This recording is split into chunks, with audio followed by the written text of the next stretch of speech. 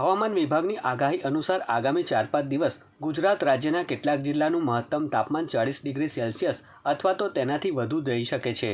ખાસ કરીને સૌરાષ્ટ્ર, કચ્છ અને ઉત્તર ગુજરાતના જિલ્લાઓમાં તાપમાનનો પારો ઊંચકાય તેવી સંભાવનાઓ હવામાન વિભાગે વ્યક્ત કરી છે। અગાઉ પણ હવામાન વિભાગ દ્વારા એપ્રિલ મહિનાના બીજા સપ્તાહમાં મોટાભાગના જિલ્લાનું તાપમાન વધવાની શક્યતાઓ વ્યક્ત કરવામાં આવી હતી। ઉપરાંત સામાન્ય તાપમાન કરતાં 1 ડિગ્રી તાપમાન વધુ રહેવાની સંભાવના પણ હવામાન વિભાગે વ્યક્ત કરી હતી। તે અનુસાર એપ્રિલ મહિનાના પ્રથમ સપ્તાહમાં વાદળછાયા વાતાવરણ બાદ બીજા સપ્તાહથી સીધા કિરણો જમીન પર પડતા ગરમીનો અનુભવ વધુ પ્રમાણમાં થાય તેવી શક્યતા છે। હવામાન વિભાગના વૈજ્ઞાનિકે જણાવ્યું હતું કે 3 દિવસ સુધી તાપમાન યથાવત રહેશે। કેટલાક જિલ્લાઓમાં છૂટું-છવાયું વાદળછાયું વાતાવરણ અનુભવાશે।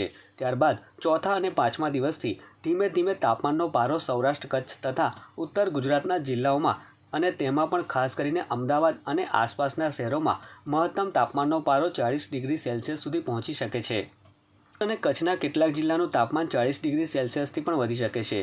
આથી જો શહેરીજનો ગરમીથી રાહતનો અનુભવ કરતા હોય તો ફરીથી ગરમી વેઠવા માટે તૈયાર થઈ જજો।